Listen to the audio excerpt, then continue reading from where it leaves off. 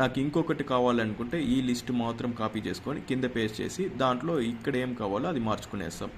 అలానే నేను ఇక్కడ చేసిందని చూడండి. Home, why choose us, explore our menu 3 ఇచ్చినారు వాళ్ళు. నేను దీన్నే కాపీ పేస్ట్ చేసుకున్నాను 2 times. Delivery and payment and followers ఇంతవరకు కంప్లీట్ అయింది. నేను రన్ చేసినానంటే ఈ ప్రోగ్రామ్ని రన్ చేస్తే మనకి ఇలా కనిపిస్తాను. ఓకేనా. నెక్స్ట్ ఇక్కడ ఇంకొక ఇష్యూ ఏమొచ్చిందంటే, నేను ఇక్కడ ఎక్స్ట్రా లార్జ్ పెట్టాను అనుకోండి, వాళ్ళు అడిగిన అవుట్పుట్ చూసినారంటే